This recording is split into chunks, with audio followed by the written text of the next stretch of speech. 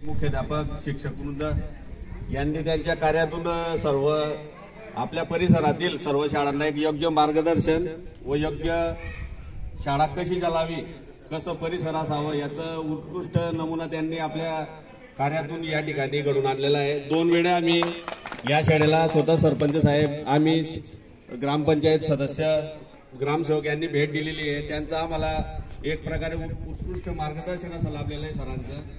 त्या हिशोबाने आमच्या शाळेचे शिक्षक मुख्याध्यापक साहेब संजय पवार साहेब, बागर सर यांचंही आमच्या शाळेला पुढे आणण्यासाठी एक योग्य आणि उत्कृष्ट मार्गदर्शन असं लाभलेलं आहे। शाळेला यापूर्वी असं म्हणता येणार नाही की काहीच काम नव्हतं, पण काम होतं, पण त्यांच्या मार्गदर्शनाखाली त्यांनी आम्हाला जे मार्गदर्शन केलं आणि जे शाळेला गरजेचं आहे, जेणेकरून प्रत्येक वर्गात डिजिटल शाळा करण्याचा आम्ही एक उद्दिष्ट केलेलं आहे। त्या ठिकाणी प्रत्येक मुलाला TV साठी आम्ही प्रत्येक मुलाला प्रोत्साहित केलेलं आहे।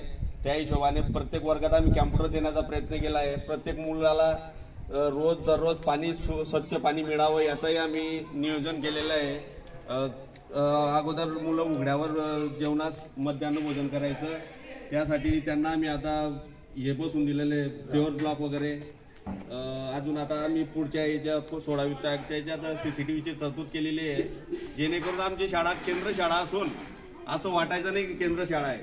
आता आम्हाला केंद्र प्रमुख पण असं मिळालेले आहेत की ती केंद्र शाळा एकदम उत्कृष्ट पद्धतीने नावाजलेल्या जिल्ह्यात तालुक्यात होईल असं आम्ही एक कार्य करतोय।